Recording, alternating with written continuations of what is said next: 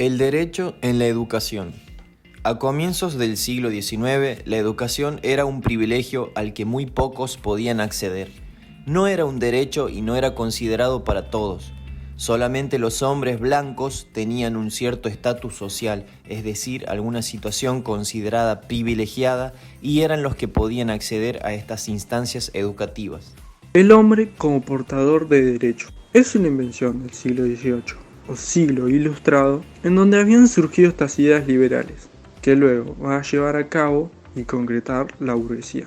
La Revolución Francesa va a implicar una ampliación de la mirada en torno al derecho. En 1789, los conceptos Revolución Francesa van a quedar explicitados en la Declaración de los Derechos del Hombre y el Ciudadano. De esta forma tenemos el primer acercamiento a los derechos que son considerados naturales e indescriptibles. Es decir, todos los seres humanos tienen derecho a la libertad, la propiedad y a la seguridad. En conclusión, todos los seres humanos son considerados iguales y estos derechos les pertenecen al ser naturales. Derechos de primera generación. Son derechos que al pertenecerle al hombre, el Estado y la sociedad deben respetar y reconocer. En nuestro país tenemos el primer acercamiento cuando se sanciona la primera Constitución de 1853, en donde nombra y resalta a la educación en el artículo 5, hablando del derecho de enseñar en el territorio. Todo esto plasmado en el artículo 14, donde se manifiesta este derecho como una autorización de todos a aprender.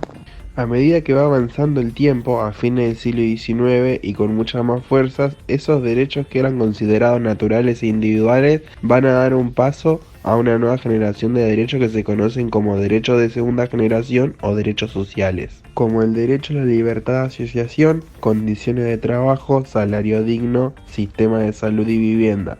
Todo implica una aplicación de estos derechos y en nuestro país queda plasmado en el artículo 14 bis de la Constitución. Se da en la modificación de la misma en 1949.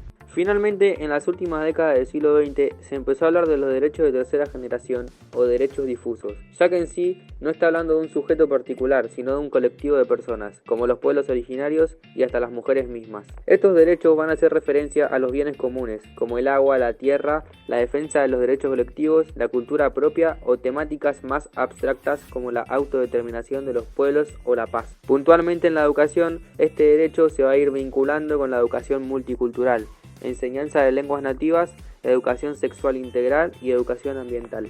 En el plano del Sistema Educativo Nacional se sanciona la Ley 1420 en el año 1884, bajo la presidencia de Julio Argentino Roca, donde se garantiza el acceso a la educación para todos.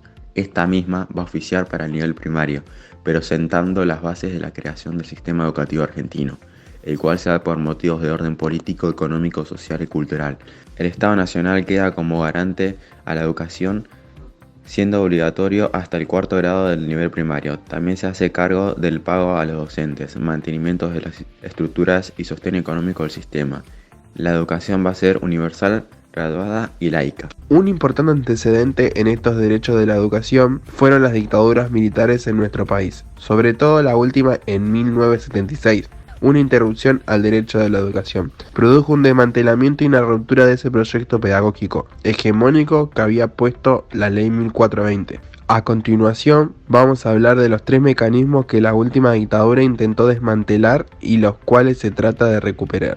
El primer mecanismo tiene que ver con el desarme del andamiaje del Estado docente. El Estado se abre y la responsabilidad cae en las provincias y sectores privados. Se lleva a cabo por medio de dos mecanismos o políticas públicas que tienen que ver con la transferencia de servicios públicos y privatizaciones, es decir, desligarse de esa responsabilidad y pasarlo a manos de las provincias. Lo imprevisto de esta situación hace que el impacto de la calidad educativa sea muy grande en cuanto a lo negativo y esto diferencia la calidad de la educación que tiene nuestro territorio. Hubo un achicamiento del Estado, terminando así la figura del Estado docente, y a partir de allí se habla de que tenemos un ministerio sin escuelas porque no hay realmente escuelas nacionales, sino que todas pertenecen a la lógica de la jurisdicción.